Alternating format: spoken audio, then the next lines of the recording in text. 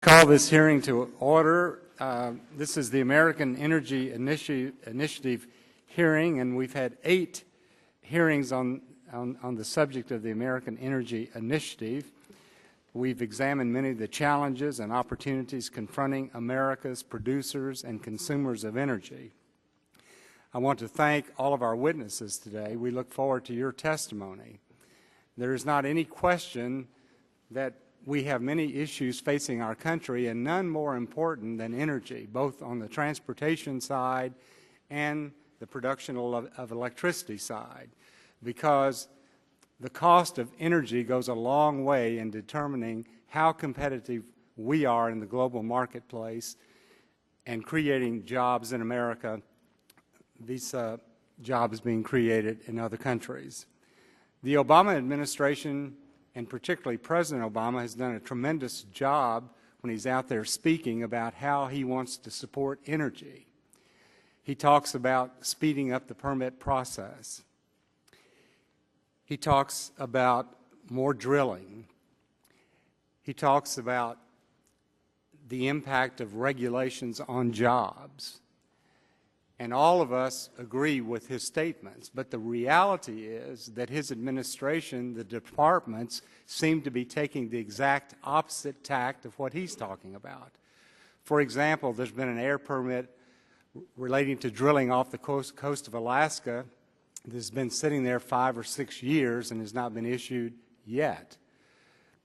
More and more regulations are coming out being proposed by EPA relating to coal, for example, the Utility Act. Which is going to cost an additional $10 billion a year to produce energy. And that does not include the air transport rule, which would raise it up to $14 trillion a year. So it's one thing to say you want to produce more energy. It's something else when your administration is taking the exact opposite tact. And that is certainly true in the subject of our hearing today, which is the discussion draft of the North American Made Energy Security Act of 2011, which has been introduced by Mr. Lee Terry. That application to obtain a presidential permit was applied for over 3 years ago, and we're still waiting on it. So at this time, I'm going to recognize the gentleman, Mr. Terry, to talk about his legislation. Well, thank you, Mr. Chairman. I appreciate your assistance and counsel on the North American Made Energy Security Act. Simply stated, this act is to put a time date on the administration to accomplish its review and issue their order. As you mentioned, it's been with the State Department for 3 years. There's been an environmental impact study, and at the request of many Nebraskans, a request for a second one that has been completed and sent to the State Department. So at this point in time, we think all of the information has already been provided to the appropriate parties, and it's time that we have a decision. So the North America Made Energy Security Act, or NAMES, simply sets a date of November 1st for the administration, for the President, by presidential executive order, to issue his yes or no approval of this pipeline. Once he signs that, then the legal parameters fall in place for each state to have to deal with, including my state of Nebraska. So this is rather a simple bill that just says, let's move on with this. Now, the impact of this is important to the United States. Obviously, the oil sands are an important product for our independence from OPEC oil. It's a major source of fuel for us. So the issue is to get those oil sands to refineries across the nation. The small independent ones in the Midwest, whether it's Kansas, Oklahoma, or the bigger ones in southern Texas, which is the end of this pipeline. That will help our constituents when they go to the pump if we have more of that source and refined here domestically. It will create jobs in every state it goes through, including Nebraska, good, high-paying union jobs. So I want to thank the chairman for assisting and counseling. I want to thank Mr. Ross and Mr. Green for making this a bipartisan bill, and the others on this committee that have joined me in this process. And by the way, Mr. Chairman, we will file this bill when we go vote this afternoon. I yield back. Thank you, Mr. Terry. At this time, I recognize the gentleman from Illinois, Mr. Rush, for a 5-minute opening statement. I want to thank you, Mr. Chairman, and I want to thank all of our guests for being here today. Today we're holding a hearing on the North American-made Energy Security Act of 2011, which will require the Secretary of Energy to coordinate all of the federal agencies in charge of issuing a final decision on the Keystone XL pipeline in an expeditious manner. On the surface, this proposal seems reasonable enough, requiring the Obama administration to quickly come to a decision on whether it would grant approval for the Keystone XL pipeline, which will bring additional Canadian crude oil into U.S. markets and help replace the supply of oil that we import from the Middle East and from other overseas countries. If this issue was really that simple, then it wouldn't take an act of Congress, Mr. Chairman, to make it happen. And we wouldn't be here today holding a hearing on this bill in this committee at this time. Mr. Chairman, today I'll hold judgment on whether or not I can support this bill because there are some important issues that deserve greater examination, and I'm pleased that we're holding this hearing in order to bring some of these issues to light. This bill would force the administration to issue the presidential permit for the pipeline within 30 days of the final environmental impact statement and no later than November 1st, 2011.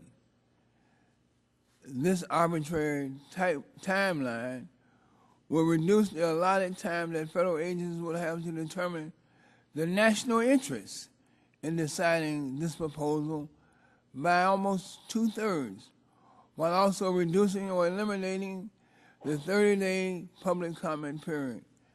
And I, for one, have some very serious concerns about this.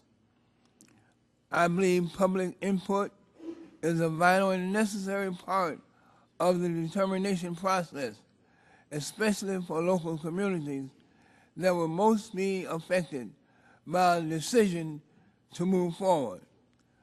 I also look forward to learning more about the environmental impact of importing crude oil from Western Canadian oil sands and how this would affect greenhouse gas emissions. However, Mr. Chairman, my biggest concern I have today is what type of impact this pipeline will have on oil prices for my very own constituents in Chicago, in Illinois, and in the Midwest in general. According to the AAA's fuel gauge report, Mr. Chairman, in Chicago, we're already paying the highest average gas prices in the nation at $4.37 a gallon, which is well above the national average.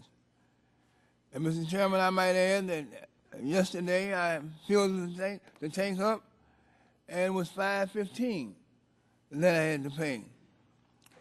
I have here an AP article dated January 25th, where TransCanada Corporation, the sponsor of the Keystone Pipeline, stated that it expected oil prices in the Midwest to rise if this pipeline is approved. In fact, I also have part of the TransCanada assessment, as well as the transcript before the Canadian Energy Board, the NEB, in which TransCanada testified that the Keystone Pipeline would drive up the price of crude for many Midwestern states, including Illinois, Indiana, Iowa, Kansas, Kentucky, Michigan, Minnesota, Missouri, Nebraska, the Dakotas, Ohio, Oklahoma, Tennessee, and Wisconsin. Trans-Canada representatives are on the record saying that Keystone XL will address what they term an oversupply Midwest market, which they believe has resulted in price discounting for Canadian heavy crude oil.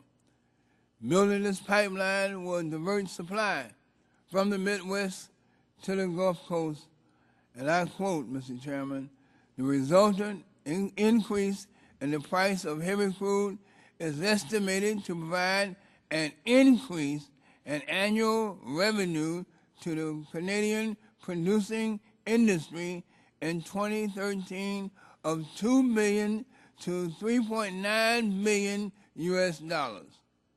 Now, Mr. Chairman, as fond as I am of our friends in the North,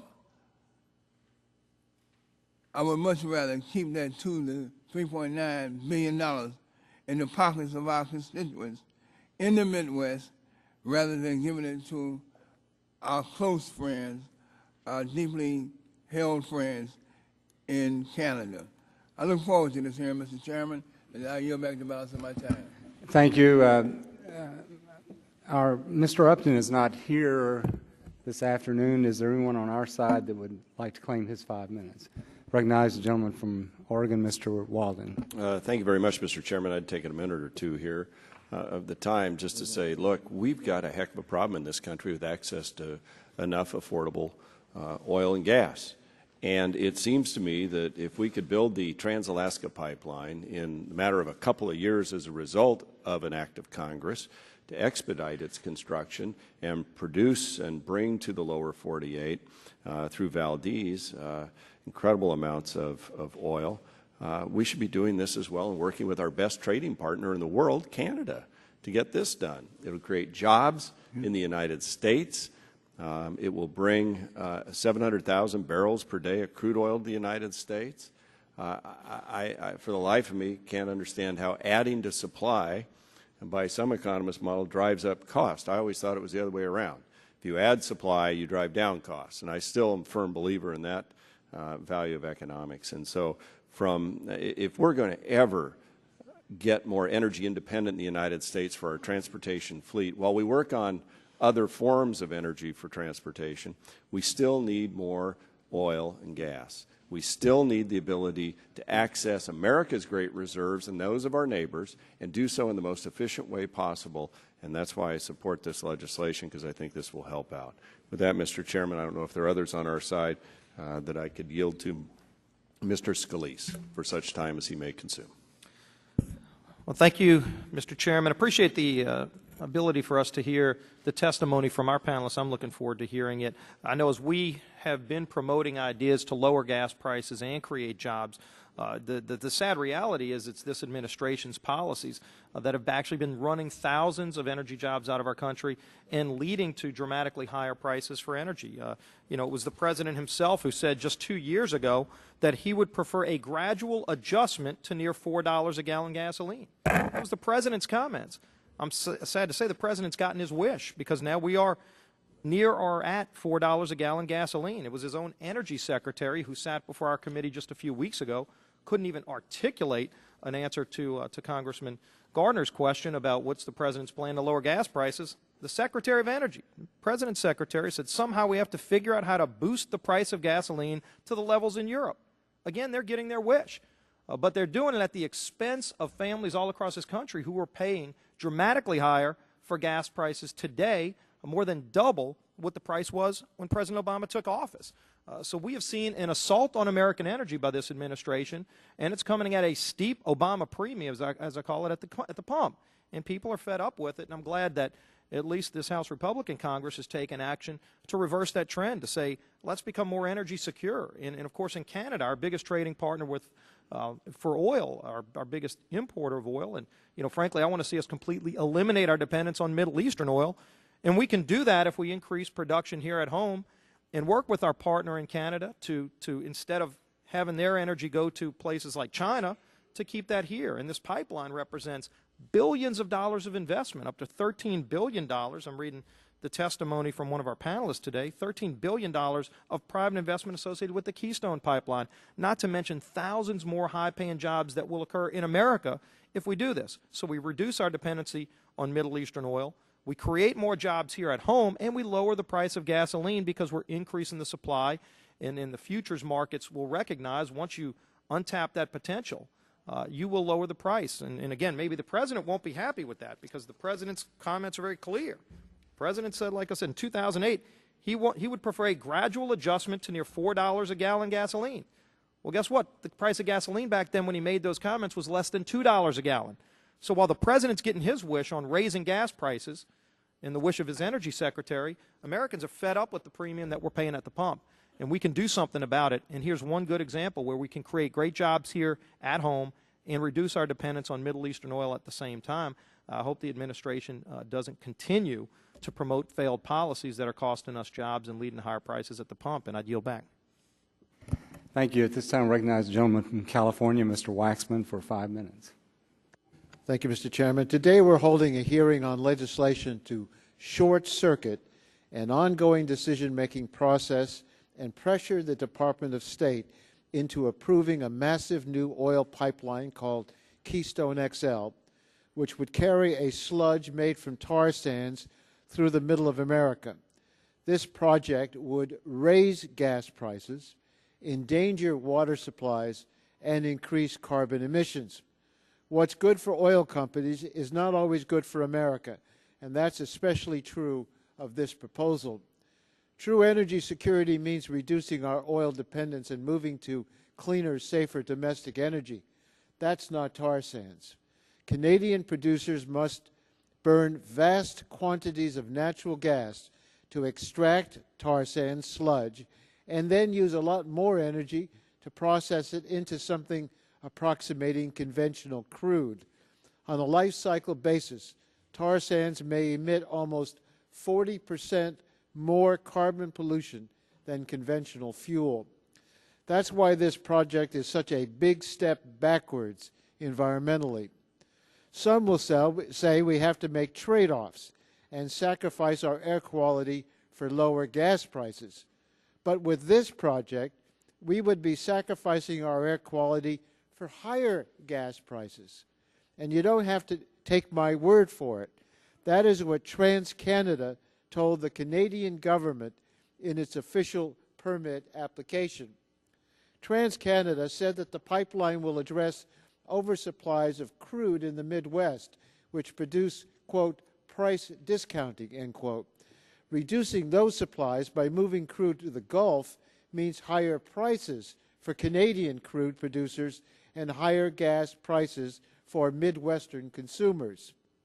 As a result, TransCanada stated that the pipeline would raise prices for Canadian tar sands by $2 to $4 in 2013. In my view, this makes Keystone XL a lose-lose proposition for America. There is an ongoing process at the State Department for evaluating the pros and cons of the pipeline. The administration has not come down one way or the other, so it's interesting that they're being criticized even if they haven't done anything. That process should be allowed to proceed, but that is not what the legislation we are considering does.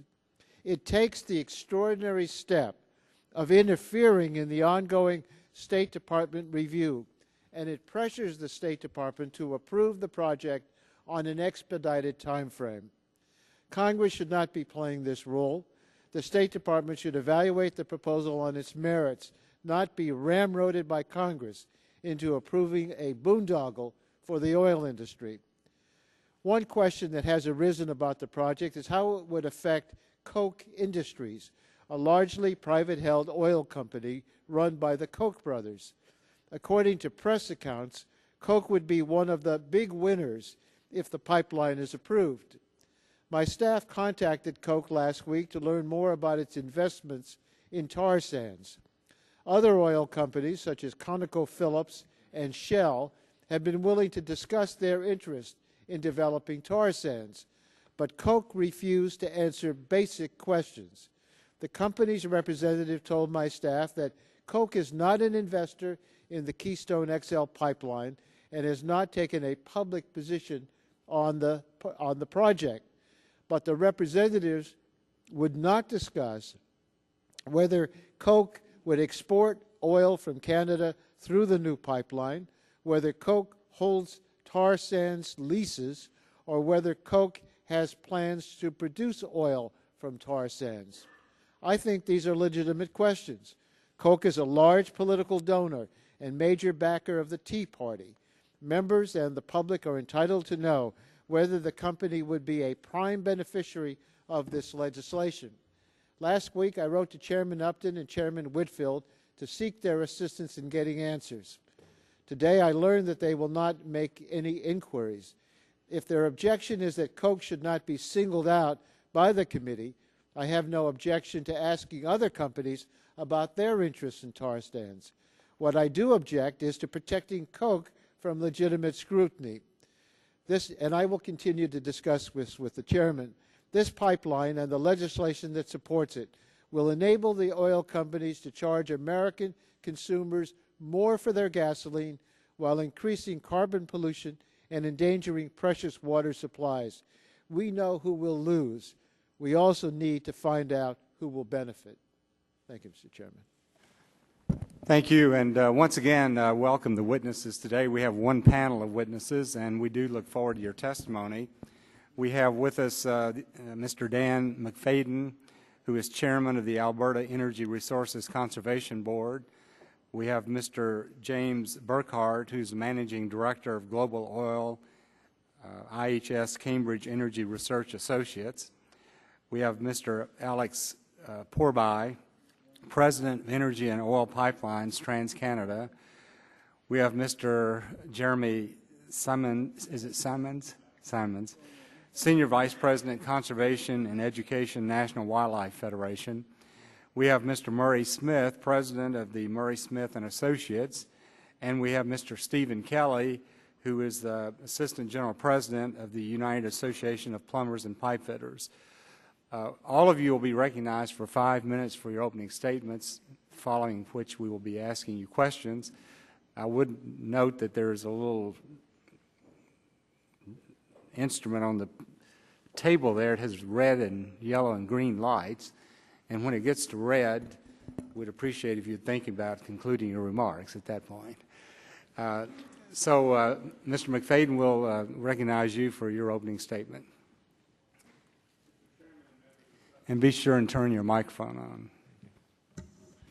Mr. Chairman and members of the subcommittee, good afternoon. Thank you for the invitation to speak to you about Alberta's comprehensive regulatory regime with respect to oil sands development. Alberta's oil sands are being developed under a rigorous and transparent regulatory framework that is based on the application of sound science and continuous improvement.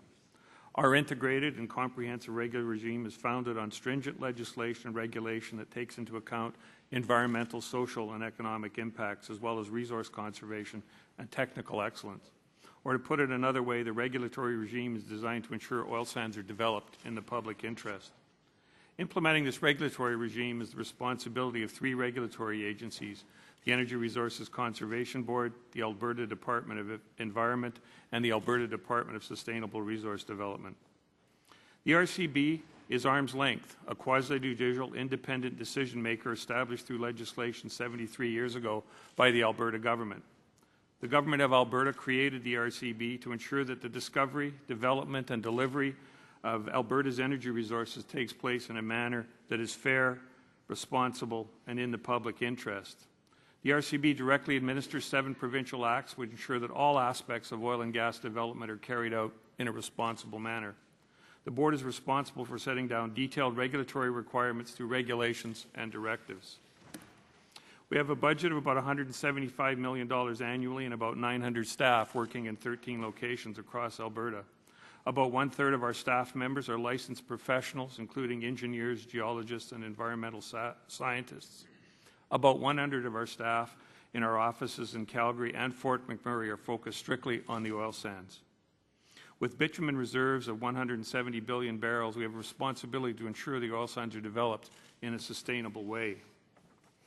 Every oil sands project is subjected to regulatory scrutiny throughout its life cycle, from authorization and operational compliance to end-of-life closure. No oil sands project in Alberta may proceed without an approval from the ERCB. On every application we examine, we look at 3 criteria to determine if a project is in the public interest: environmental protection, societal impacts, and economic impacts. On particularly complex or contentious projects, a formal hearing by an ERCB board panel may be established. The hearings allow for those that may be directly and adversely affected by a development to present evidence related to their concerns and cross-examine the project proponent before a board panel. Some applications for oil sands mining developments result in a joint federal and provincial review. A formal decision is issued which sets additional conditions that must be met in addition to the rigorous requirements set out in our legislation, regulation, and directives. But as noted in my introduction, our regulatory regime is not static. It is based on continuous learning and continuous improvement. I'd like to highlight 2 important advances we've made in oil sands regulation over the last 2 years. In 2009, we released Directive 73, aimed at formalizing our oil sands inspection process. Directive 73 consolidated ERCB regulatory requirements and expectations that operators of oil sands, mining, and processing plant operations must follow, as well as setting out the expectations of ERC field inspections. This directive has greatly improved our industry's ability to ensure compliance with our regulatory requirements. Last year, our Fort McMurray field staff conducted about 120 detailed mine inspections. We've also conducted more than 10,000 inspections of in-situ facilities over the last 4 years. The second major advance I would like to speak about involves tailings management. Every oil sands mine requires a tailings pond of one kind or another. Over the past decade, it became apparent we needed tighter regulations to hold industry accountable for improving tailings management performance. So in February 2009, we released Directive 74. It set out performance-based requirements for companies to reduce the amount of fine particles in tailings and place larger particles in areas where they can be returned to a solid surface more quickly. The ERCB has now approved plans for all 8 mining projects. We estimate the directive has resulted in a commitment to some $4 billion in new technology, infrastructure, and upgrades to tailing management facilities to meet the directive. One of the unforeseen outcomes of the directive was the emergence of an industry consortium on research. 7 oil sands companies have signed a groundbreaking agreement to share their knowledge and resources to find joint solutions to close and reclaim tailings ponds. Our regulatory partners are also committed to continuous improvement. As part of its adaptive management approach, the Government of Alberta has implemented the land use framework to bring about a cumulative effects management system across Alberta. The Lower Athabasca Regional Plan, or LARP, specifically focuses on where oil sands development occurs. To guide future decisions about oil sands development, LARP will establish social, economic, and environmental outcomes and set limits and thresholds for regulated and non-regulated activities. This is an innovative approach to manage that will ensure Albertans' values are upheld regarding resource development and the environment. At the end of the day, the goal of all the work of the ERCB and our regulatory partners to ensure that our regulatory system is comprehensive, fully integrated, responsive, utilizes strong results based on science, and is continually improving. We are working to create a legacy for future generations and a stable and environmentally responsible energy source. Thank you, Mr. Chairman. Thank you, Mr. McFadden. Mr. Burkhart, you're recognized for 5 minutes. Well, thank you, Chairman Whitfield and other members of the subcommittee for the opportunity to discuss today the role of Canadian oil supply in the U.S. market. Libya, before the Civil War, exported about 1.2 million barrels per day. And since, since the Civil War, exports obviously have halted. The price of crude oil is up about $19 per barrel on average since the Civil War. That translates into a gasoline price increase of about 45 cents per gallon. The amount of oil we get from the oil sands, the United States imports from Canada in the form of oil sands, is equivalent to the amount of oil that Libya exported before the Civil War, just to help provide some context. Today is obviously a very timely opportunity to discuss this issue, the impact of high prices on the economy and the American people is creating deep concerns. There's potentially momentous change in the Middle East, and we are still seeing rising demand, in some cases very strong demand growth in emerging markets for oil.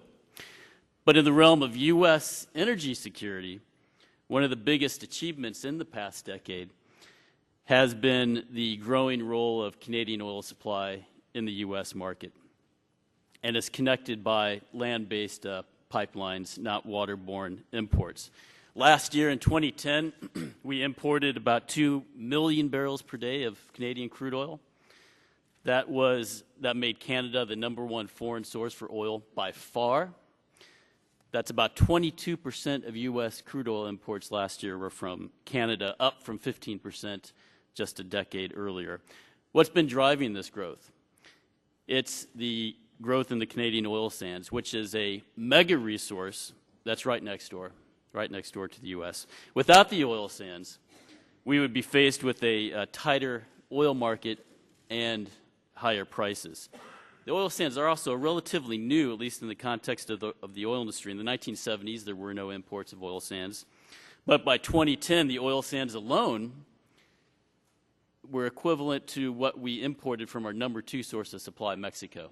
And the oil sands are poised to become the largest single source of American oil, at least from foreign sources, in the very near future. Now, this story, the oil sands story, is part of a broader relationship with Canada. Trade, jobs, energy, oil in particular, are the interconnected pillars of the U.S. and Canadian relationship. Last year saw $525 billion in trade between the two countries. Canada is the largest export market for the United States. Very dense network of trade and investment between the two countries.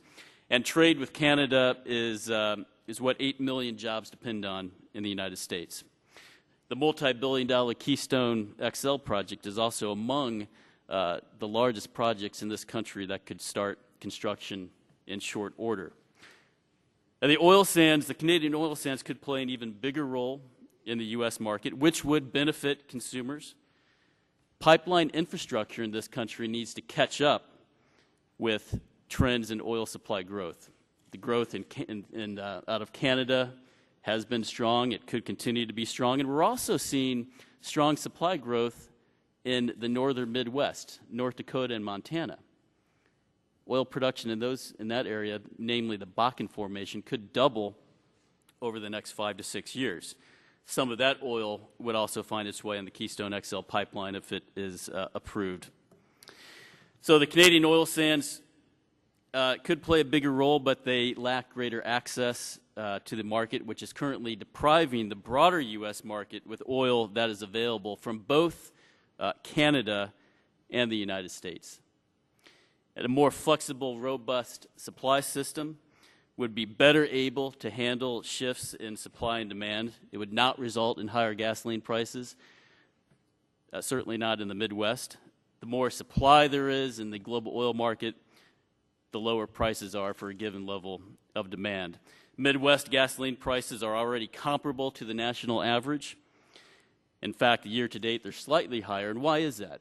The reason for that is the Midwest must import up to 500,000 barrels per day of gasoline from other parts of the United States, which means they're connected to the global price of gasoline. They need to pay that price, or else sellers of that gasoline would ship their gasoline elsewhere.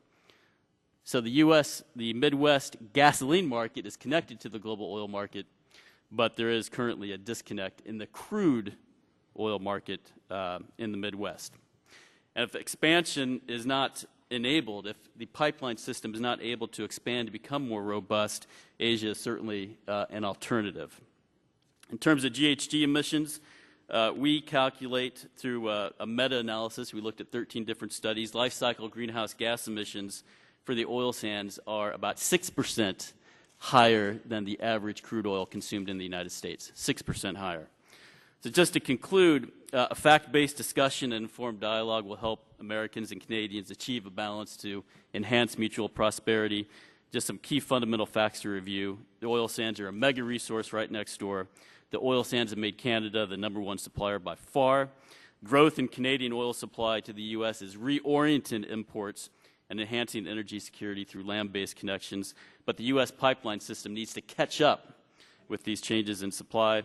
A larger, more dynamic system would benefit consumers compared with a constricted and more limited system. And again, life cycle GHG emissions from Canadian oil sands are 6% higher when you look at what's actually imported this country. So energy and oil in particular are a key element in the overall relationship. Canada's oil sands are an integral part of the fabric of U.S. energy security with the potential to play an increasingly important role in the years to come. Thank you. Thank you, Mr. Porby. You're recognized for 5 minutes. Thank you, Chairman. Good afternoon. My name is Alex Porby, and I'm President, Energy and Oil Pipelines for TransCanada. Do you have your microphone? Just closer. Oh. There you go. There we go. Is that better? As I said, my name is Alex Porby. I'm President of Energy and Oil Pipelines for TransCanada. In that role, I'm responsible for TransCanada's oil pipeline business, as well as our company's power business and our unregulated gas storage business. Before I discuss the specifics of the Keystone project, I thought I would give the committee a brief overview of our company. TransCanada is a $46 billion energy infrastructure company with over 60 years of experience in the responsible development and reliable operation of North American energy infrastructure. At this time, the company employs over 4,200 employees, with almost half of those employees located in the United States. We operate the largest gas pipeline network in North America, over 35,000 miles, with the capacity to transport approximately 20% of the gas produced in North America every day. And now with the Keystone Pipeline system, TransCanada is developing one of North America's largest oil delivery systems. Keystone will bring many benefits to the United States, but I believe the most important role Keystone will play is to help bring more energy security to the United States during a very volatile period recently. I think when you boil down the debate on this project, it comes down to a very simple question for Americans. Do they want secure, stable oil from a friendly neighbor in Canada, or do they want to continue importing even more high-priced foreign oil from volatile regions such as Venezuela or the Middle East? Keystone XL will help secure that stable supply of oil by linking Canadian and U.S. crude supplies with the largest refining markets in the United States. Canada's oil reserves are vast. Approximately 175 billion barrels are estimated to be recoverable. This compares to the U.S. reserves, which are estimated to be around 20 billion barrels. In addition to energy security, our project will also create valuable jobs for Americans. 20,000 high-paying jobs and 118,000 person-years of employment in spin-off jobs in communities along the pipeline route. Keystone is expected to inject $20 billion into the U.S. economy, and the project will pay over $500 million in taxes to the individual states along the pipeline route during construction. While transporting oil from Canada, Keystone XL will also ship domestic U.S. crude oil. Keystone XL has the capacity to move 100,000 barrels a day of American crude production from North Dakota and Montana to Cushing, Oklahoma, or the Gulf Coast, and a further 150,000 barrels a day of capacity to move Cushing oil to the Gulf Coast. The need for prompt approval of the Keystone XL project is particularly crucial today when U.S. consumers are struggling to cope with a high cost of gasoline, something that impacts the pocketbooks of everyone. Specifically, the Keystone XL project has a capability to replace nearly half the volume of higher-priced Middle East oil presently consumed by the United States.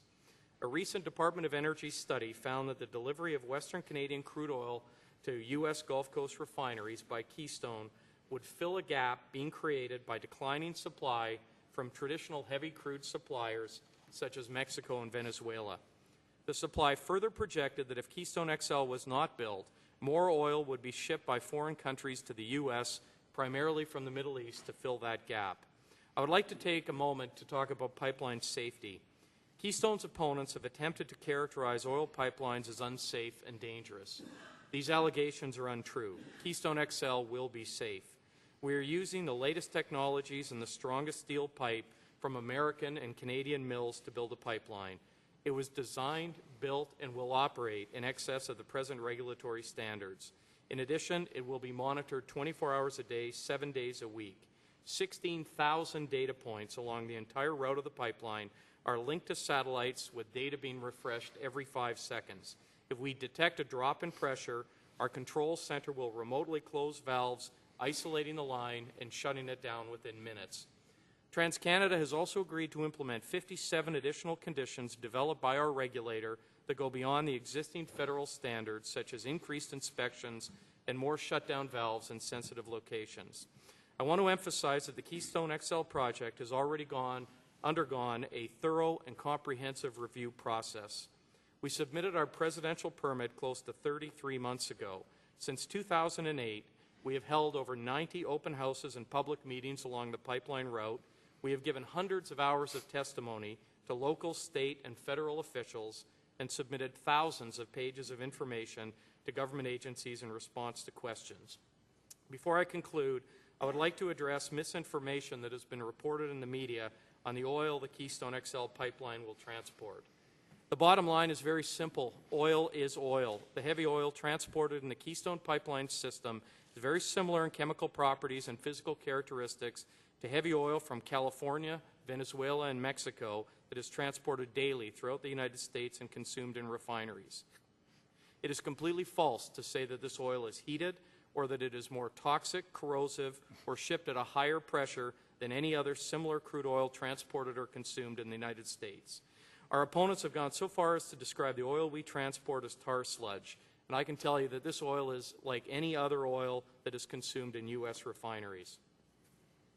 To the people who make these allegations about corrosive and dangerous oil, I would respond by saying, why would we build a $13 billion oil pipeline that will operate for decades and then turn around and put a product in that pipeline that would harm it or destroy it? That does not make any sense. In conclusion, Keystone will help reduce the United States' reliance on higher-priced, unstable foreign oil from Venezuela and the Middle East and replace it with secure supplies from Canada and the U.S. We're going to create 20,000 American jobs at a time when unemployment remains high, and we will inject $20 billion into the U.S. economy and pay billions in taxes for decades to come so communities can build schools and ball fields. This project is needed, the benefits are clear, but time is of the essence to receive the approvals we need so Americans can begin to experience the benefits of this project. Thank you. Thank you, Mr. Simons. You're recognized for 5 minutes. Thank you, Mr. Chairman. Thank you for the opportunity to be here today. My name is Jeremy Simons. I am Senior Vice President for Conservation and Education at National Wildlife Federation, which is a nonpartisan, nonprofit organization supported by 47 state affiliates and 4 million conservationists throughout America. Before I start, I'd like to take a moment and offer my condolences to Randy Thompson and his family. Randy's family has a farm in Nebraska, and he wanted to be here today to share his experience with TransCanada bullying them as they try to gobble up land for their pipeline route. But unfortunately, Mr. Thompson, his mom passed away this weekend, and he couldn't make it. Hopefully we can find a way to get his testimony in the record. I'm sure that his family, I'm sure that farmers, ranchers, landowners along the pipeline route will look back on this hearing to see with a lot of interest to see if Congress is willing to stand up for their rights. National Wildlife Federation first became engaged in the tar sands issue because Alberta's scorched earth tar sands operations are the most destructive source of oil on the planet. I personally traveled to Alberta last year to see these operations, and I detailed the impacts in my testimony before the House Committee on Foreign Affairs on March 31st. In the course of our work, I've come to realize that there is a web of deception surrounding the KXL pipeline scheme that is unlike anything I have seen in my 20 years of experience. My parents taught me that when something sounds too good to be true, you better take a second look. The idea that big oil companies want to spend $13 billion on a pipeline in order to help Americans pay less at the pump sounds too good to be true because it's simply not true. The KXL pipeline scheme is a big oil wolf hiding in Canadian sheepskin. The risky and unnecessary KXL pipeline will raise gas prices, harm our energy security, and jeopardize some of America's most important clean water supplies. At a time when families are already hurting from spiking gas prices, oil companies want to build the KXL pipeline to increase U.S. gas prices by another 10 to 20 cents per gallon, with the highest price spikes occurring in the Midwest states, Congressman, you mentioned. This KXL scheme is equivalent to a $4 billion a year tax on the oil we are already getting from Canada, with all the money going from American wallets and pocketbooks to oil companies. How do we know? We now have the company's own documents that spell it out. When making the case for the pipeline to the Canadian government, TransCanada argued that this pipeline would allow Canadian oil companies to increase prices for every barrel of oil that America is already getting from Canada. TransCanada estimated that the KXL pipeline would create a $4 billion annual windfall for Canadian oil companies at our expense. Mr. Burkhardt mentioned that prices have gone up on world oil for $19 a barrel since the outbreak of violence in Libya.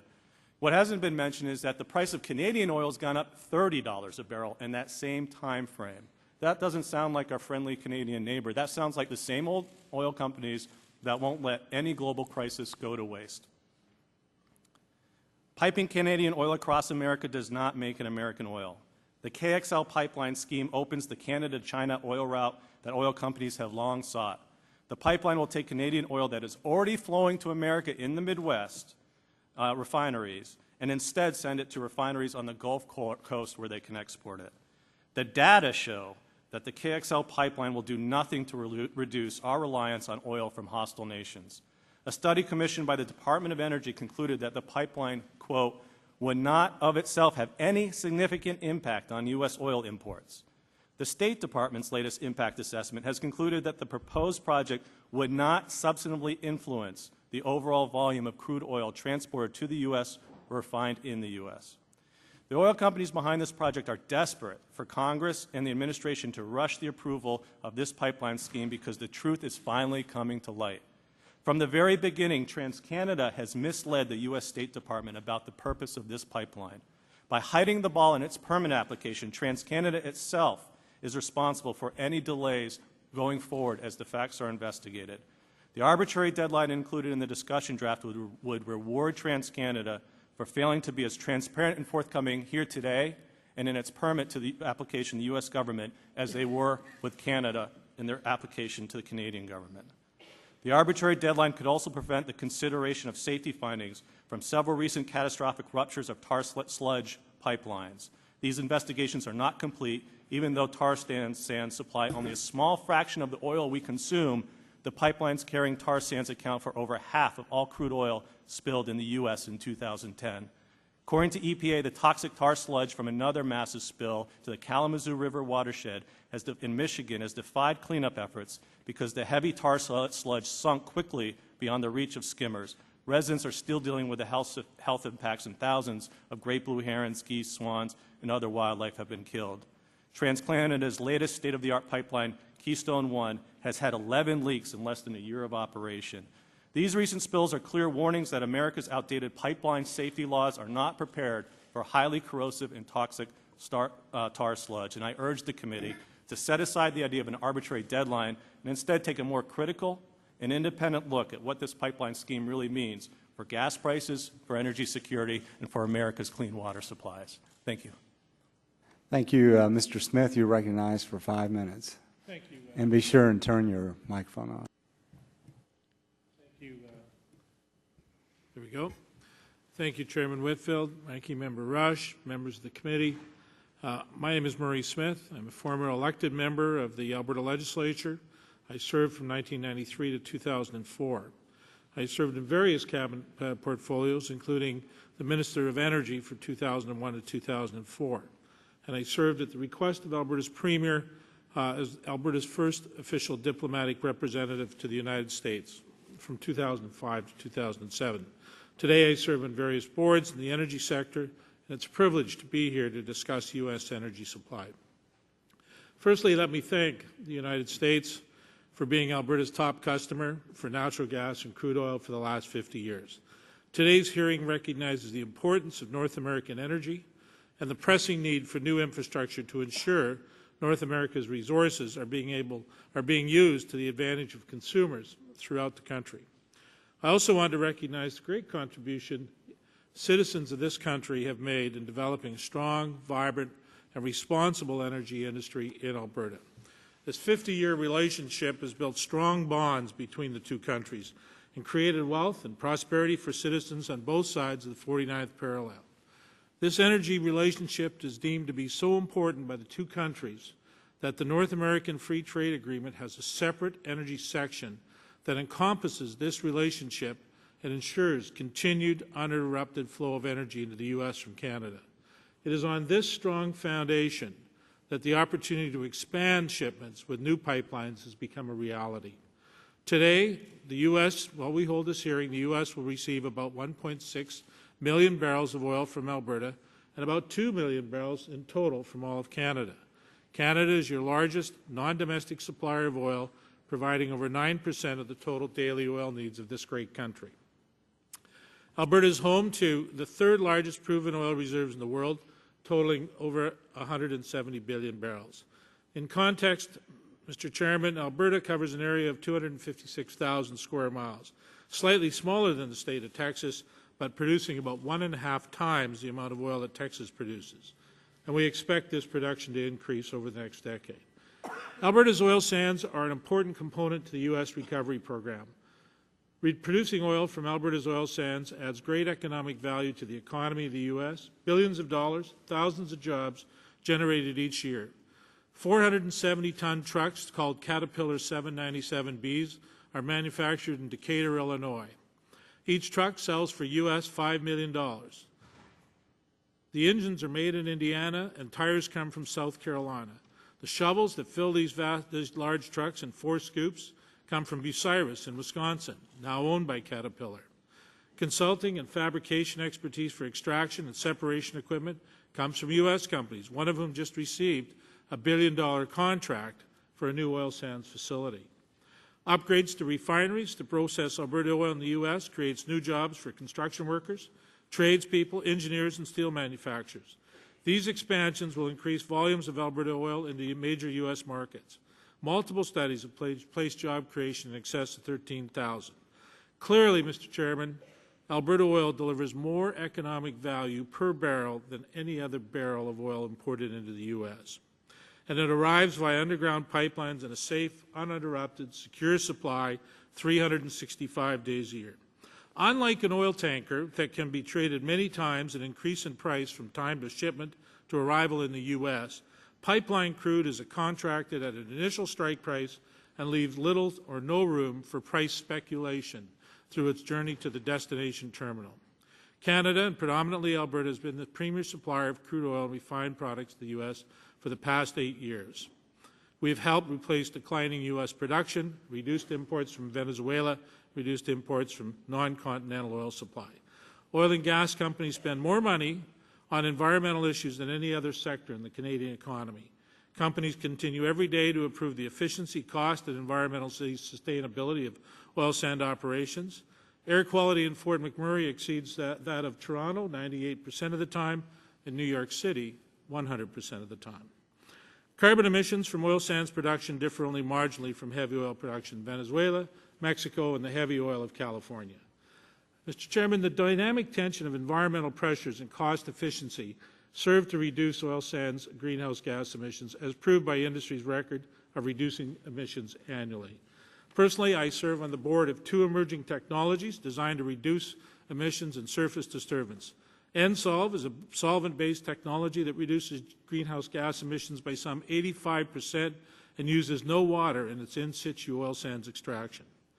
Today, there's about a $15 spread between foreign oil imported from offshore sources, North Sea Brent, and West Texas Intermediate, or oil priced in North America.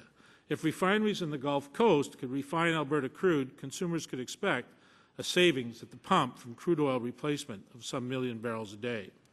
It also lessens the pressure on U.S. defense spending, protecting vital oil supply lines across the world. In order to start this new cycle of U.S. job creation, increased oil supply, secure oil supply, and downward pressure on gas prices, a permit to construct Keystone should be initiated to start the process. The opportunity is now. In 2003, when the EIA recognized Alberta's 174 billion barrels of producible reserves, I was the Minister of Energy for the province.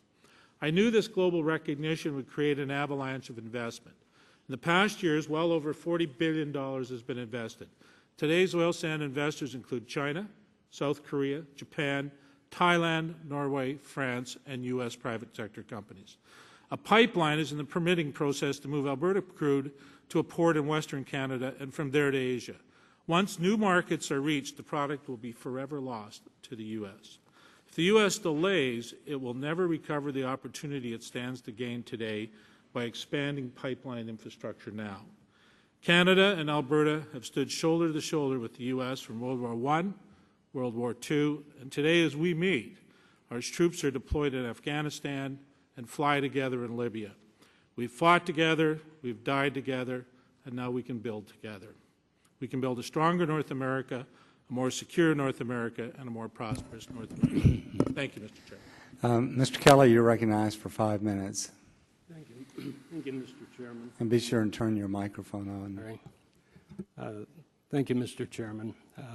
Ranking Member Rush, Ranking Member Waxman, and members of the committee. My name is Stephen Kelly. I am the Assistant General President of the United Association of Plumbers and Pipe Fitters, or the UA. We represent over 340,000 members employed in the plumbing and piping industry here and in Canada. And I thank you for allowing me the opportunity to provide testimony with regard to the Keystone XL project. In a word, the UA strongly supports this project and the draft legislation to expedite its approval. We have a number of reasons for supporting this. This is a mega project in the construction industry, and it's estimated that somewhere in the neighborhood of $20 billion will be injected into the U.S. economy. This project generates thousands of good, high-quality jobs, and this country desperately needs such work. This will produce other economic benefits, including economic stimulus in the affected states and cities and new tax revenues. At the same time, Keystone will increase our nation's long-term security by accessing oil from our friendly neighbors to the north in Canada. This project is financed solely from private dollars, and the benefits coming to the United States are at zero cost to the taxpayer. This project will generate somewhere in the neighborhood of 13,000 construction jobs. In a time of recession, the construction industry is hit first and hardest. In the current climate, where we're facing nearly 20% unemployment, we also have pockets that exceed 40% unemployment. We need these jobs desperately. The 13,000 construction jobs mentioned are high-paying jobs that include health and welfare as well as pension benefits. These are the kinds of jobs that make America strong. Construction jobs are only the beginning. It's estimated that during the construction of the pipeline, there will be 7,000 manufacturing jobs which are associated with producing the raw material that's needed for the pipeline. It's also estimated that over 100,000 jobs that are related to the pipeline, whether it be design, construction, or operation, will be generated. In fact, according to a study released this month by the Canadian Energy Research Institute, the number of U.S. jobs associated with Canada's oil sands is expected to go from 21,000 as counted in the year 2010 to approximately 465,000 by 2035. There'll be a tremendous influx in personal income to the workers, and this helps to generate the tax revenue that's so desperately needed by our states and local governments. Experts project the U.S. will need oil and natural gas supplies to meet more than half of our nation's energy needs through 2035. The reality is that we have to pursue all available new and alternative energy sources, but we are going to be dependent on carbon fuels for the foreseeable future, and we need to procure them from the most reliable source. Keystone offers us a solid partnership with one of our closest and most trusted allies and provides reliable long-term supply of crude oil, absolutely essential to our energy security. Keystone provides a rare opportunity to reduce our dependence on unstable Middle Eastern oil reserves, and we can begin to insulate ourselves from the supply-side uncertainties that we are already facing, allowing us to build a more secure energy future. Mr. Chairman, in conclusion, I simply want to reiterate the fact that the UA, or United Association, fully endorses this project and the draft legislation. Thank you. Thank you, Mr. Kelly, and thank all of you for your testimony. I would like to make just one comment. My friend, the gentleman from California, in his opening statement, made some references to the Koch brothers, who we all know about. And we all understand that in any kind of development project, certain people are going to benefit from that because of financial interest. I don't know if the Koch brothers have an interest in this project or not. I do know and have been told that George Soros has a strong interest in Suncor, the oil sands company that will directly benefit from this pipeline. And we know that Mr. Soros contributes huge amounts of money to MoveOn.org, whose purpose is to defeat Republicans, Tea Party members, and others. And I have no objection to that, except I would wish he wouldn't do it. But I think that this is not about personalities. This is about a project and its benefit or lack of benefit to the American people. So I just wanted to point that out. And Mr. Simons, I will tell you I'm a real fan of protecting wildlife. I've been involved in a lot of those issues. You made some pretty strong statements in your testimony, and I'm going to ask the gentleman from Trans-Canada to respond to it, because in reading this, you say recently uncovered documents have revealed the true motivations for this pipeline: price manipulation. In seeking their Canadian permit, Trans-Canada argued that the pipeline would allow Canadian oil companies to increase prices for all the oil Canada is already selling the U.S. And they submitted a market analysis that would be a windfall that the U.S. would hand over to Canadian oil companies $4 billion annually. And then there are other people have made comments that it's going to increase prices of oil products in the Midwest. Would you respond to that, Mr. Porbay? I'd be happy to, Mr. Chairman. I think right off the bat, it's important for people to understand that the Keystone XL pipeline is a federally regulated pipeline. We charge a toll per barrel of throughput on our pipeline. We do not make one extra penny if the price of oil goes up, or make less money if the price goes down. I think my friend in his testimony is failing to make a distinction between the price of crude and the price of gasoline. And you know, what there is, we are not hiding anything. Our testimony was obviously public in front of our federal regulator, but it is without debate that right now there is a significant oversupply of pipeline capacity from Canada into the U.S. Midwest, into the Chicago market. That has resulted, for the time being, in a very significant discount for Canadian crude oil into that market. That is a situation that will not persist indefinitely. Producers will find a way to get to markets where they do not see a discount for their product. And as my friend Mr. Burkhart stated in his testimony, the price of gasoline is not tied directly to the price of crude oil.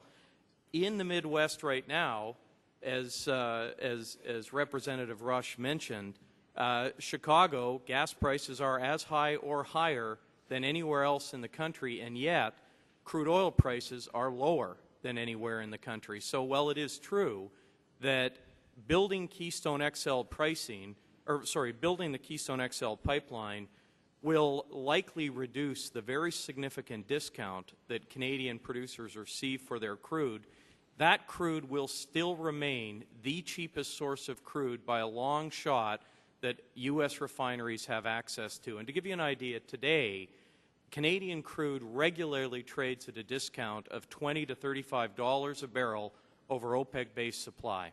So I hope that gives some color into into our $20 to $35 a barrel. Yes. Mr. Burkhardt, will you make any comment on this issue? Yes, this is a key point because the core message, at least from us, is more supply at a given level of supply at a given level of demand tends to lower prices rather than raise prices. And we have a pipeline system that has been constructed to deliver crude oil to the U.S. Midwest, not out of the Midwest. So we've had this surge in supply that is stuck in the Midwest, yet the Midwest needs to import gasoline from outside the Midwest. Therefore, the gasoline they import from other parts of the U.S. is priced at a global level. So that's why there's a disconnect between the gasoline price in Chicago and the crude oil price. Okay. Thank you. Mr. Rush, you're recognized for 5 minutes.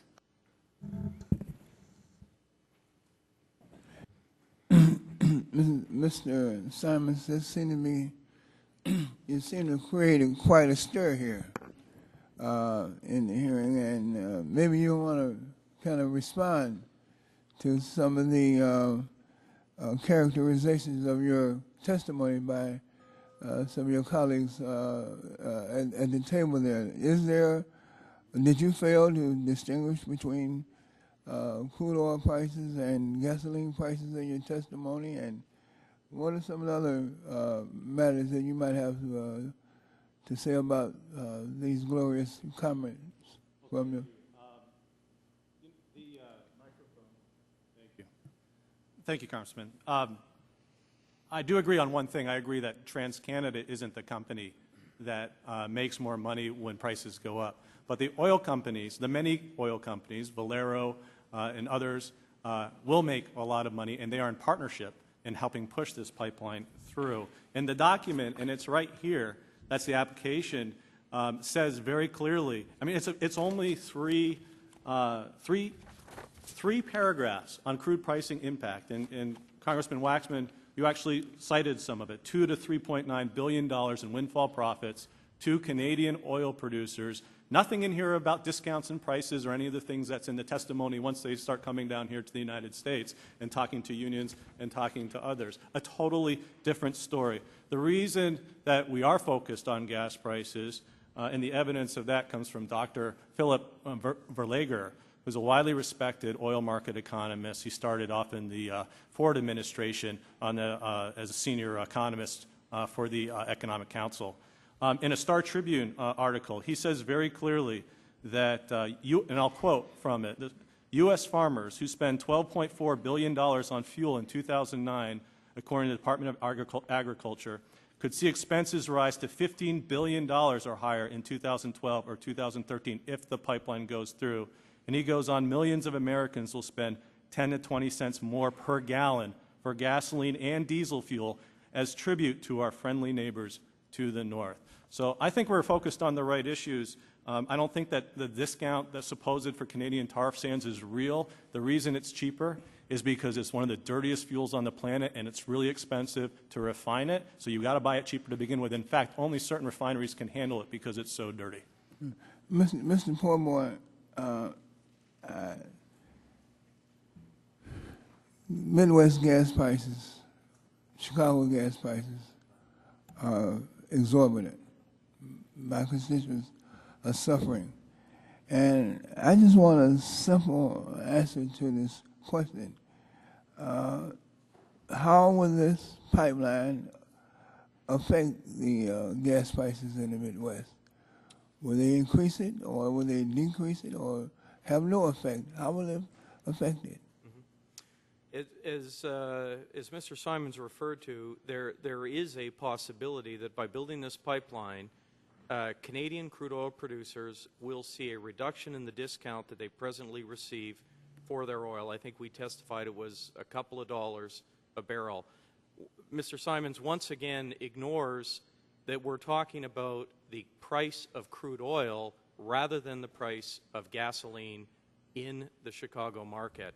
And as I said earlier, the price of gasoline is actually not set in Chicago. The price of gasoline tends to be set in the Gulf Coast. That is the largest refining center in the market, and the refineries in the Gulf Coast typically are paying a global price for oil rather than that Midwest price of oil.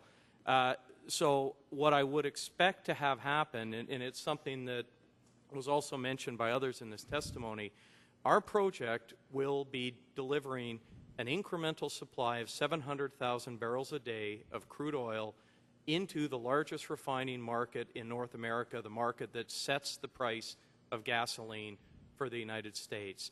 And it has been a long time since I took economics in college, but my experience on that was pretty clear. If you add a significant new supply to a static demand for a product in a market, you should see the price of that product go down. So it is my absolute expectation that over time, with incremental supplies of Canadian crude oil coming into the U.S. market, you will see downward pressure on refined products prices throughout U.S. markets. So you can't guarantee or assure my constituents that if this pipeline is approved, that the cost of their gasoline will not increase. I think it's I wish I could, but gasoline and crude oil, I mean, they're heavily traded commodities. I think an important point to remember is that the price of gasoline and indeed crude oil does not just depend on the supply-demand. It also depends on the future expectation of supply and demand.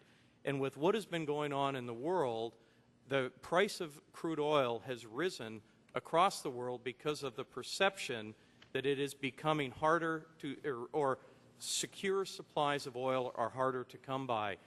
If we are to build Keystone XL and add a secure connection to one of the largest supplies of crude oil on the planet, it would be my expectation that not just supply would increase, but the expectation of continued security would increase, and that would have a further impact moderating gasoline prices.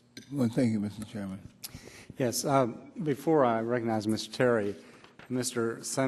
Simons, you referred to Randy Thompson, and without objection, we do have his statement. I'm going to enter it into the record. Thank you, Mr. Chairman. Thank Mr. you. Chairman, could I ask unanimous consent that the Philip Verliger document be added to the record? Without objection. Mr. Terry, you're recognized for 5 minutes. Thank you. Mr. Chairman, you started off with what I wanted to do, was get Mr. Thompson's testimony in the record. So, Jeremy, thank you for bringing that up, and sure. Proud to, and if you talk to him, pass on my condolences for the passing of his mother. Thank you, and thank you for the help in getting information, which is the key to the whole project at this point with him. Thank you. Appreciate that. But obviously, I think the discussion here on the prices and the discussion about heavy crude and transportation and discounts is a little convoluted for some of us more lay people. It just seems to me that if we have 700,000 reliable, barrels? Yes. Coming in, that level of certainty, consistency in a transportation system in a pipeline would actually reduce price points, not increase. So I understand that there's transportation discounts of heavy crude and those type of things, but overall, even the CRS report, the initial one from March 4th, 2011, not the one that I had requested, states on page 10 that crude oil prices are set in a global market, and they go through a discussion and say that that this is not going to, there's just so many global pressures on the price points, as you said. But I want to not ask the TransCanada, but the gentleman from Cambridge Research, or HIS, Cambridge Energy Research Associates, what's your take on the economics of the 700,000 barrels of oil coming into the United States? Is it going to cost more by transporting it through a pipeline? Is it going to impact gas prices negatively at the pump once it's refined? Well, that's a good question. And by the way, you represent a great district, the district where I was born and raised. So thank you for your service, Congressman Terry. You're welcome back anytime. As a matter of fact, you could probably move the whole business back on. Nebraska. Well, I try and get back as often as I can. The price of gasoline in Chicago, in Omaha, and New York is set by the global market. And there are three, the price along the Gulf Coast, which is by far the most important refining market in the U.S., one of the three most important in the world, that's essentially the market benchmark where prices are set for gasoline. Bringing more oil into that market from Canada, 700,000 barrels per day is a large amount of oil. Again, just put that in context, that's more than half of what Libya exported, so it's significant. Bringing more supply to the global crude oil market at a given level of demand would tend to lower prices. There's a vast array of factors that shape the global crude oil market, but simply looking at basic economics, more supply at a given level of demand would lower prices, and that global crude oil price is the single most important determinant of the gasoline price in the Midwest or anywhere else in the United States. So just a lay economist like me, if you have a steady supply in a pipeline that's reliable, wouldn't that put less pressure on prices and they could actually fall? And you got about 8 seconds. The anxiety about the reliability and adequacy of oil supplies around the world is a factor that has pushed up prices at times. So to the extent that supply is more secure, more reliable, that would be a downward force on price. I would have. Congressman? Now, hold on. I don't want to be rude, Jeremy, but I do have 45 seconds to ask TransCanada. I wanted the State Department here. Did we request the State Department or DOE to be here? I'm sorry, does he? Anyway, I'm going to ask, have you provided the State Department and the respective agencies, including the states, the documents and studies that are required to Mr. Poorboy? This, I would certainly take the perspective that the review into the Keystone XL project has been exhaustive. You heard me talk about the 90 public meetings, the hundreds of hours of testimony, the thousands of pages. I think it would be fair at this point, with all of the work that went into the draft environmental impact statement and the supplemental draft environmental impact statement, that the State Department would be in receipt of all the information they would require to make a decision on this presidential permit application. All right, one last question. I know I'm past my time, but the next level of complaint from constituents in Nebraska, or not particularly my district, is what they perceive as kind of a brutal way of negotiations. You don't have eminent domain, so you have to negotiate with landowners. Would you explain the process, and if we're getting complaints that they're not being treated fairly, that is a concern? Sure, I'd be happy to. Right off the bat, I made the point earlier that we've been in this business for a very long time, and absolutely one of our core beliefs is that we have to treat our landowners with respect, and we treat them fairly. This idea of eminent domain, we do actually have utilities in Nebraska do have the ability to seek condemnation of right-of-ways. TransCanada, we have always viewed that as a last resort. And to give you an idea, on the base Keystone project, which was a $6 billion project that went directly through Nebraska, we achieved voluntary easements with 99% of Nebraskans. And to give you an idea, to compare that to the industry, on average, pipeline companies resort to eminent domain or condemnation proceedings in about 10% of the landowner situations they have. TransCanada's record is that we are only forced to do that in about 2% of the situations. And I would tell you... And if we have a complaint, we got someone we can call. You absolutely do. And I'm sorry, we have to move on. I might also say that we did invite the State Department and Department of Energy. Mr. Waxman, you recognize. Mr. Chairman, you invited them, and Did they refuse to come?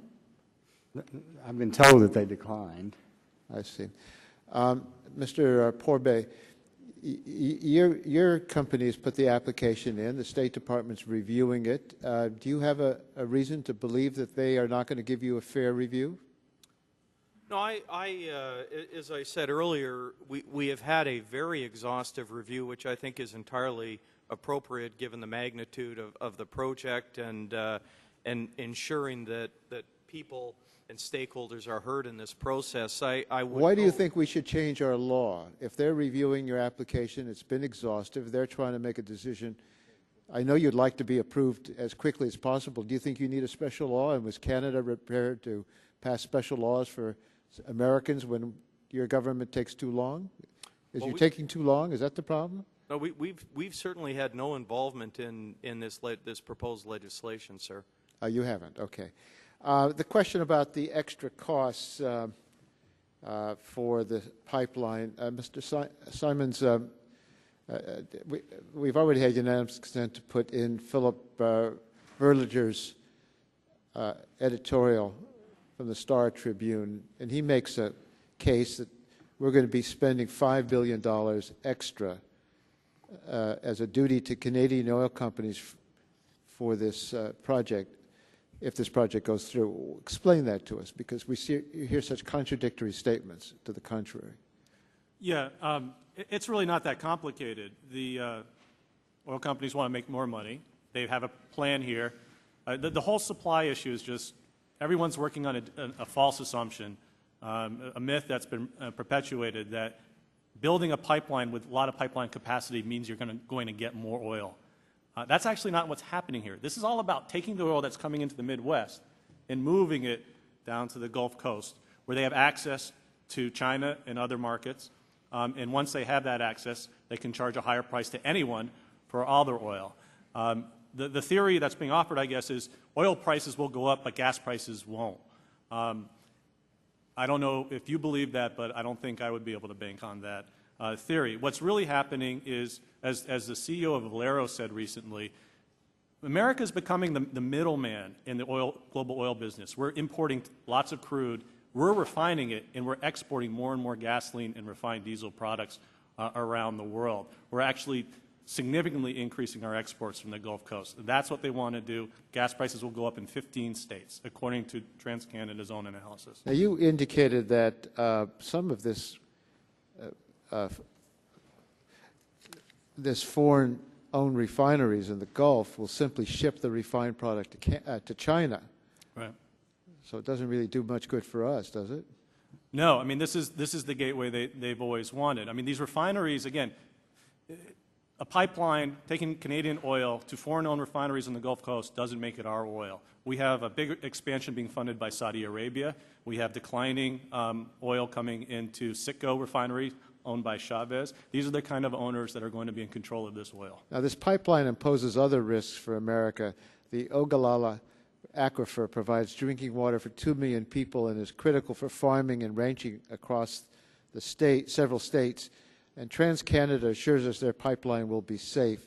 How comfortable should folks be who depend on the aquifer for their drinking water and their livelihood?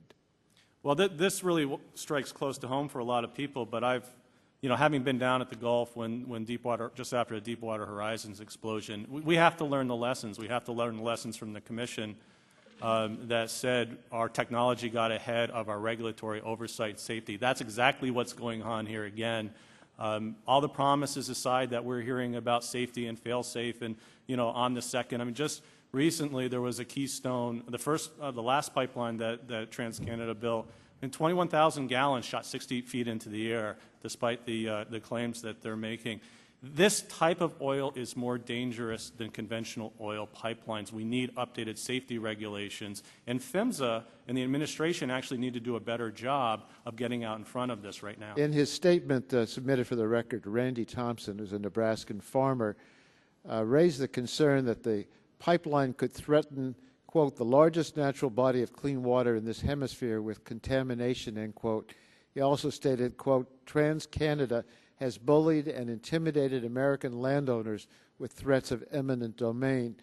Are Mr. Thompson's concerns unique, or do they reflect the concerns of many farmers and ranchers along the route of the proposed pipeline? Well, I have a letter that's one of many letters here from TransCanada to landowners, and they said they're holding this, we're going to condemn your property in last resort. Now, right now, TransCanada does not have the right to use eminent domain and condemn property, but they are sending letters to landowners that say, if you don't sign this final offer, we will begin proceedings. We will be forced to invoke the power of eminent domain and will initiate condemnation proceedings. They are threatening American landowners. Mr. Chairman, I want to make a comment that the State Department has a responsibility to make a decision after consulting with other relevant federal agencies on whether this project is in the national interest and should get a permit.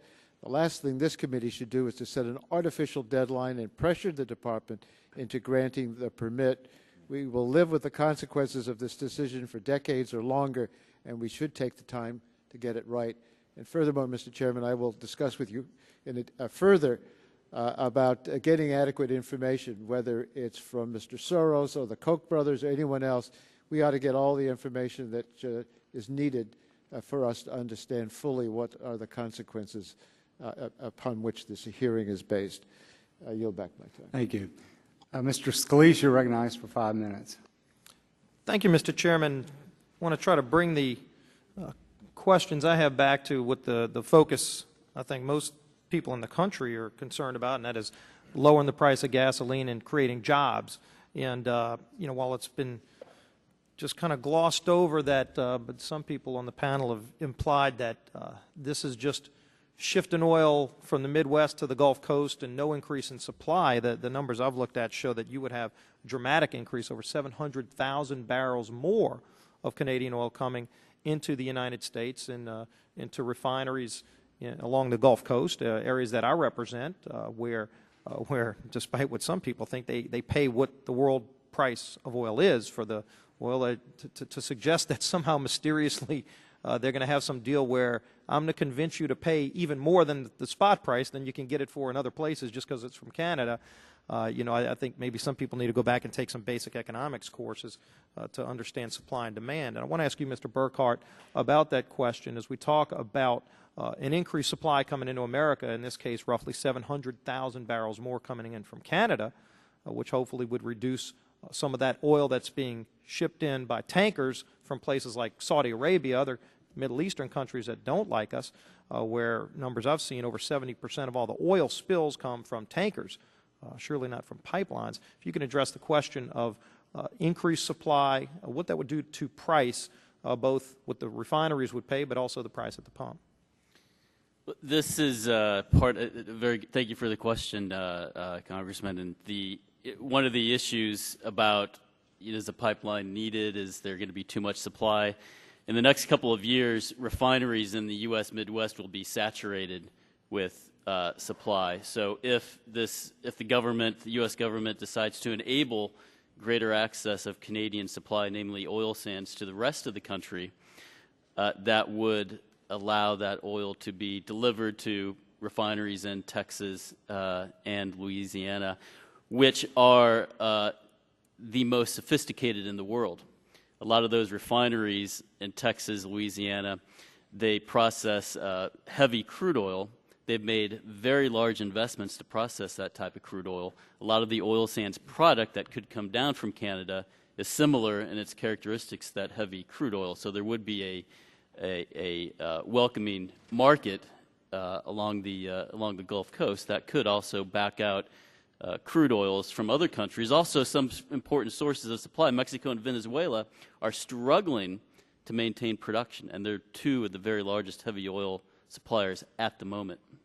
Thank you. And I remember 2 years ago I went out to Alaska, and we looked at, we went out to the North Slope. We also went out to Section 1002 of ANWR, that tiny strip of ANWR that many of us are trying to get opened up, where there are billions of known barrels of reserves, and the federal government continues to shut off the supply. And again, I'll just show a chart here tracking the price of gasoline since President Obama's been in office, and they continue to shut off more known areas and reserves in the United States of America. Of course, Canada being a strong trading partner, somebody who, if we're going to import oil, should be the first place we look to to increase that production. I remember when we went out to the Alaskan pipeline and we were walking along the line, and harken back to all of those groups that came out against the Alaskan pipeline, and and extolled all of the dangers, and it was going to destroy the wildlife, and it was going to kill the caribou population. Well, of course, I had video. I was taking a video as we're walking along. Caribou were literally walking up to the pipeline, literally yards away from us, and they talked about how the caribou population's tripled since they built the pipeline. Even all these groups were threatening, it's going to make the caribou extinct. Their population's tripled because the caribou like the warmth of the pipeline. So it's actually worked to the opposite of what some of these radical groups have talked about, and and you're hearing some of the same things with this pipeline. But to the contrary, let's talk about the jobs and benefits. I want to ask Mr. Kelly, because in your testimony you talked about this. Can you give an idea of just how many jobs you would expect to be created here in America? Forget about the benefits that Canada would see. In America, how many jobs would you expect to see, and at what kind of wage would you expect these Americans to be able to find employment if this project moves forward? Yes, sir. The pipeline or mainline industry, as it stands today, has 4 crafts that are involved. You have the UA, the pipe fitters, teamsters, operating engineers that operate the equipment, and then members of the labor's union that handle the ancillary work. Between those 4 crafts, in discussions with TransCanada, we estimate that somewhere around 13,000 U.S. construction jobs is what we're going to be looking at. There'll be additional work in Canada as the line moves towards the States. But overall, what we're looking for in the U.S. is about 13,000 construction jobs. You have an idea of the average pay?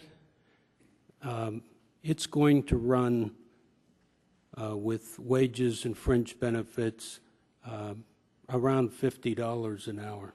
Wow. And that's some pretty really good jobs that we could be getting here in America.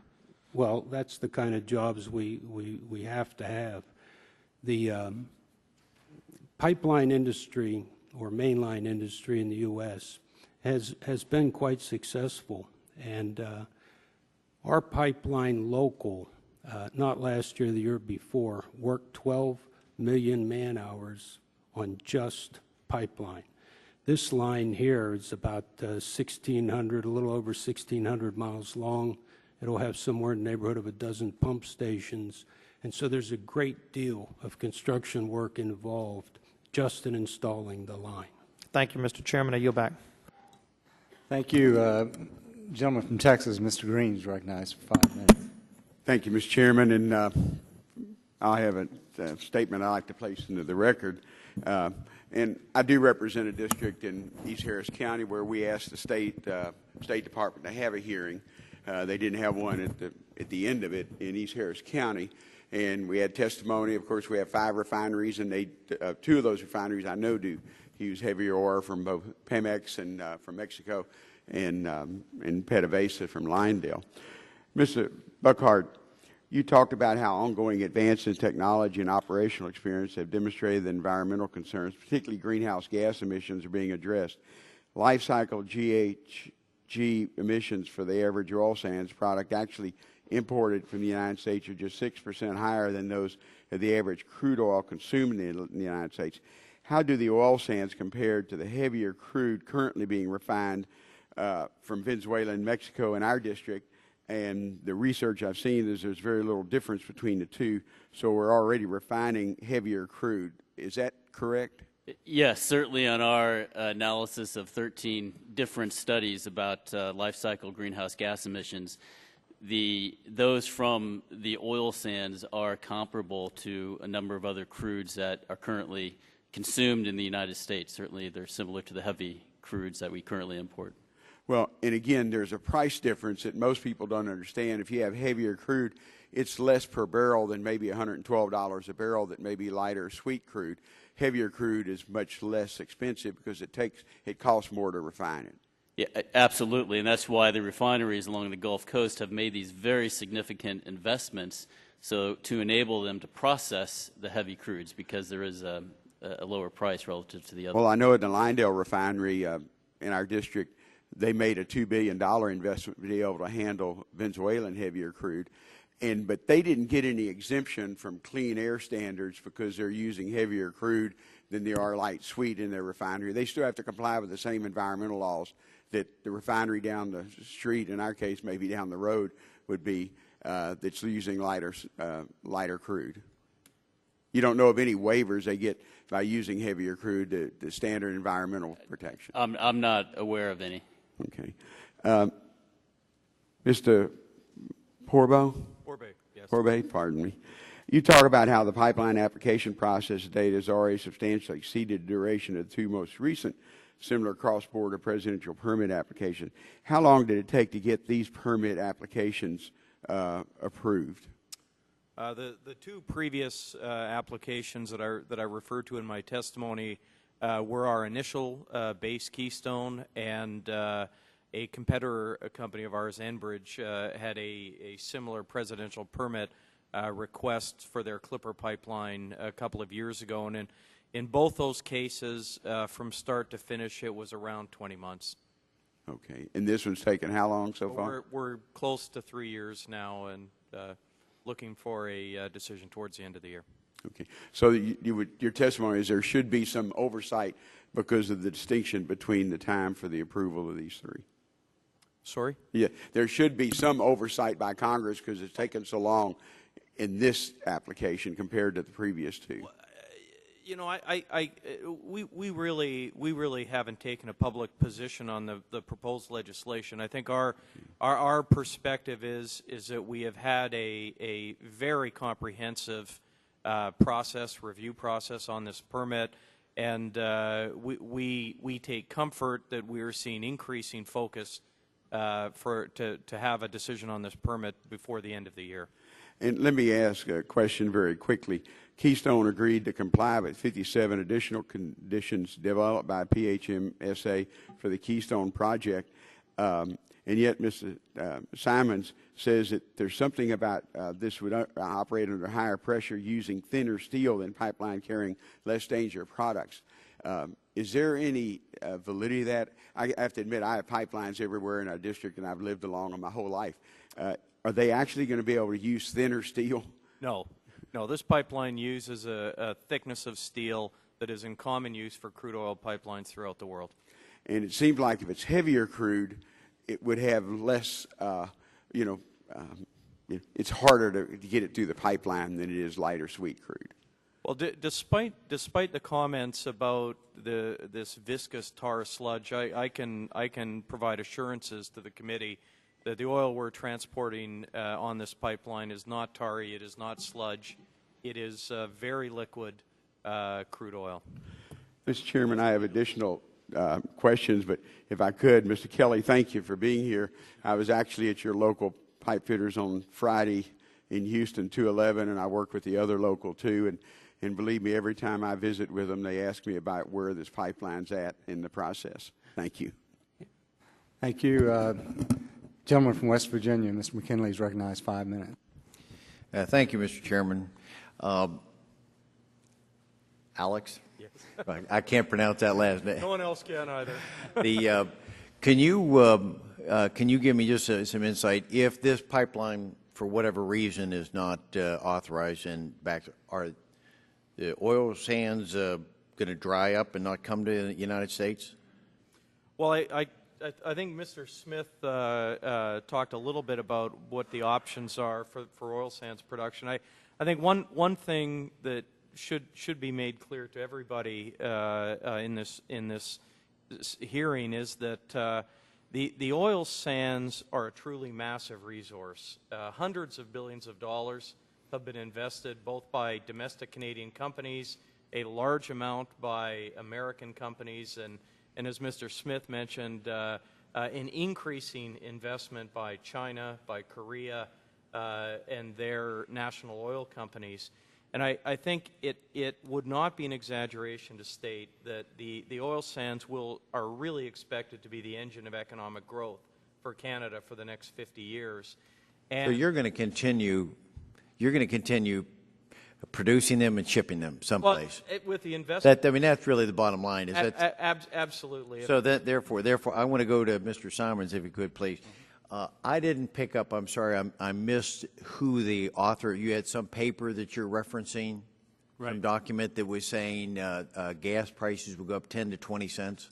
Yeah, Dr. Philip Verlager, who's a well-respected oil market economist. He has a newsletter. And was he hired by someone to do this? No, he does an independent analysis. And No, he just decided I'm going to write a paper, and he wasn't hired by any group. I can't speak for. I know he wasn't hired. Could you try to find out? I'm I've just seen curious him who say paid that. for it, because I don't think many scientists are going to just write a paper without someone paying for it. So I'm just curious. Actually, oil companies pay for his analysis. Okay, so oil companies are saying if prices Because are if someone's making money off this pipeline, someone's losing money. Okay, so now, do you know what his track record is in credibility in making these kinds of predictions? Can you find out somehow to show absolutely. that his record is fairly accurate, that we can expect that, or is this a one-shot deal? No, the reason oil companies and others in the market. I'd just like, if you could get back to me on that, I'd like to see that. He was the first to actually figure out oil market derivatives. So, and the other thing you were saying, I find it curious, you seem to be trying to prevent Canadian oil sands from going to China. You said it several times.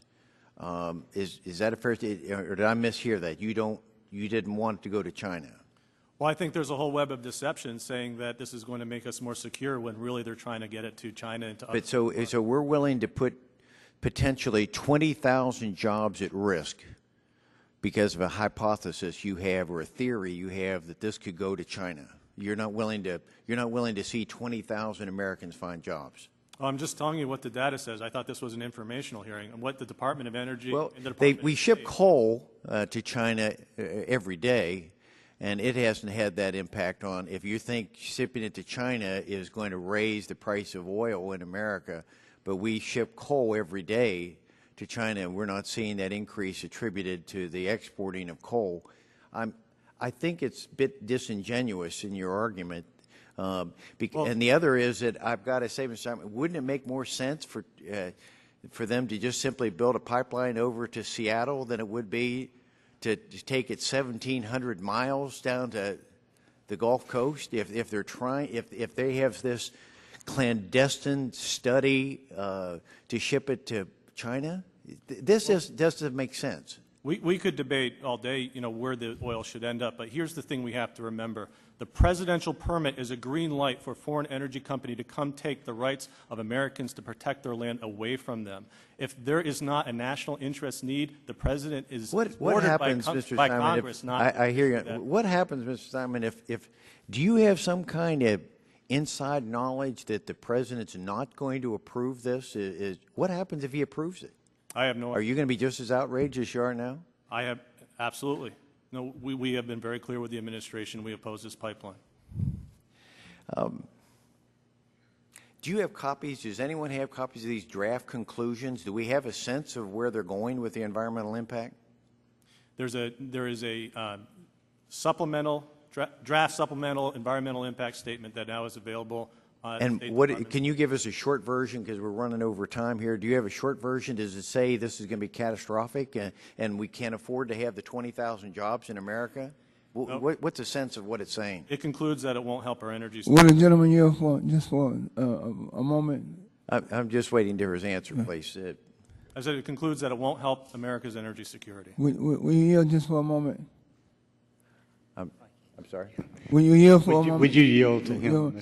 Yeah, I just I'm want over on to, time, but go the ahead. state, you mentioned a couple of things, and I think the record should reflect that the State Department is not here because they are in the middle of the negotiations and the review and all the other kind of activities that's necessary for them to contemplate and in order for them to make a decision.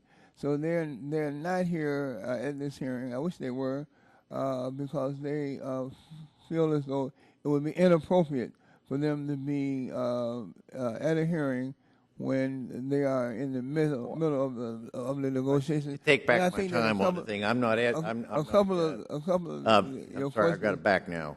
I'm not demeaning the fact that they're not here. I'm just simply trying to find out which direction they were going in. That's all. Thank you. I yield back. Thank you. Yes, go ahead. The specific question that the representative asked, I believe, is, has the Department of State indicated where they're going with on the environmental draft environmental impact statement? And what I can tell you is that the first draft environmental impact statement delivered in April of 2010 stated as a conclusion that the construction and operation of the Keystone XL pipeline system would have limited environmental repercussions in the United States. They followed up with a supplemental draft environmental impact statement a month ago that reiterated that finding after reviewing significantly more information. Thank you. Thank you. And I might add also that without objection, we accepted the documentation that Mr. Waxman asked us to introduce. We introduced into the record Mr. Thompson's testimony, and I'm asking unanimous consent that we introduce into the record the statement of Mark Ayers, who's president of the Building and Construction Trades Department, AFL-CIO, who in his statement said, the Keystone Pipeline project has been subjected to 32 months of scrutiny through the National Environmental Policy Act, which includes review by 10 federal agencies, as well as numerous state and local agency reviews. The State Department, SDEIS, has concluded that the pipeline would have limited adverse environmental impact during construction and operation, and that it would significantly strengthen U.S. economic security. So you can put that in the record. Mr. Chairman, yes. if I might, I would also ask for unanimous consent to enter into the record a letter that was sent under the signature of Mr. Tim L. Irons, Senior Land Coordinator for the Trans-Canada Keystone Pipeline, LP. And this letter states in the last paragraph, while we hope to acquire this property through negotiation, if we are unable to do so, we will be forced to invoke the power of eminent domain and will initiate condemnation proceedings against this property promptly after the expiration of this 1-month period. In the event that we are forced to invoke the power of eminent domain, this letter and its contents are subject to Nebraska revised statute 27-408 and are not admissible to prove the existence or amount of liability. And Mr. Chairman, I would like to submit this in that it was testimony that the company TransCanada does not have or have not been threatening people and does not have any legal right to enter into the eminent domain process for an American landowner. Without objection. This is our first day back, and we didn't have quite as many members as we had hoped on this important subject, but I do want to give Mr. Smith and Mr. McFadden an opportunity of like 3 minutes if you all want to respond to anything you heard today, because I don't think a specific question went to you all, and I'm not saying you have to, but if you feel compelled to, I'll give you 3 minutes to respond or make some comment. Thank you, Mr. Chairman. I'll be exceedingly brief, because there are a few of us in this room who can remember the gas lineups of 1973 through 79, the shortage of oil supplies. Every day that the U.S. produces oil, you produce less oil. There is a immutable law that you have declining production. This replaces production that's declining. It gives you options about not having lineups at the gas pump. No matter what the price is, you won't have the lineups, or it'll help ameliorate those. There's a pipeline being in the permitting process that would go direct to China from Alberta, that would go across British Columbia. We wouldn't have to use anything here. China is building refineries that are 700,000 barrels a day. They're serious, and I believe that we've got a trade relationship we can build on here, that what I've heard today doesn't go back to the fact that, in fact, your supply has been interrupted, and this helps stop that interruption. Okay. It creates high-quality jobs, gives us an opportunity to build with common law, common property, right next door to each other, and I think that's valuable to everybody. Thank you, Mr. Smith. Ms. McFadden. Thank you, Mr. Chairman. Just very briefly, I just want to reiterate that we're very proud of our regulatory construct in Alberta and can assure you that the oil sands are being developed in a very responsible manner with respects to environmental protection, economic impacts, and the social impacts on our citizens. We live there, we work there, we play there, and we're determined to keep it a great place to do all of those things. Thank you. Well, thank all of you, and that will conclude today's hearing, and we appreciate your testimony very much and look forward to working with all of you. And the record will remain open for 10 days for any additional documents. Thank you.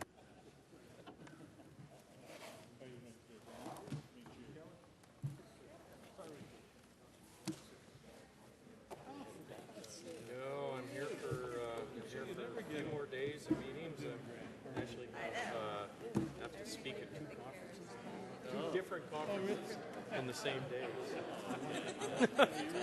Yeah. How about yourself? You around for a bit?